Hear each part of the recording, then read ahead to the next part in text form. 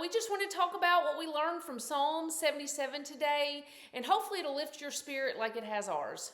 Yeah, so Psalm 77 is written by the psalmist Asaph. Hmm. And in this particular story, he's being very vulnerable and honest with God about his emotions, things that he's experiencing. He's experiencing distress, he's experiencing some worry, some concern, and he's being very vulnerable with the Lord about that, even some sleepless nights.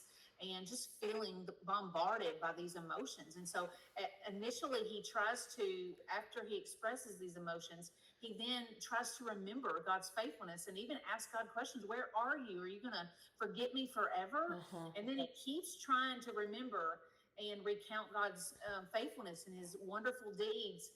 And by the end of the psalm, he's done that. He's recounted God's faithfulness to him, to the people that he knows around him, to past history.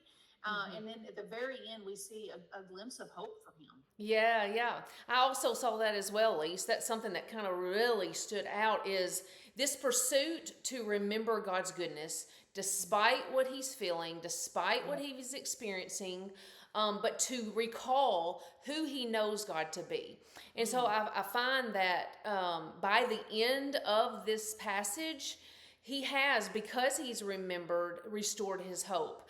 And something I do that actually my sister and I both do, that when we're in a season where we're really needing to remember the heart of God, the love of God, the character of God, is something like, let's say you're needing him to be provider, needing him to be shepherder, to shepherd you, to guide you, to help you, to lead you in a certain situation, to give you wisdom, to whatever you are needing God to be. I have found it so helpful for those to be the things that you kind of meditate on and focus on and ask him to be. And one of the examples that I do in my own life is I'll write it on a piece of paper and literally paste it in the bathroom. So I'll just have shepherd in just listed on the wall. I'll have help in my bedroom. I'll have provider in the kitchen. Wherever I'm going throughout the day, in the bathroom, the car, anywhere, on your phone, when you open it up, you first open your phone, all the different names of God, and I literally will just let them be like breath prayers. Yeah. Shepherd, That's shepherd. good. That's good, Les.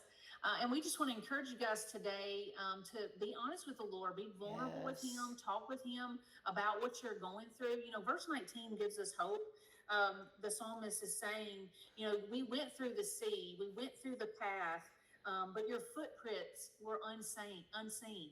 And I think we can be that honest with the Lord too. Like, Lord, we don't see you acting in this, and we don't see you coming through. Where are your footprints? But just acknowledging and knowing he is at work. There's no way they would have made it through the Red Sea without God's footprints. Yeah. So sometimes we don't see it. Sometimes we're not aware. And so we want to encourage y'all when this video is over to take a moment, be very honest, discern in your heart where you are with God and what's going on in your life, and be very vulnerable with Yeah. him.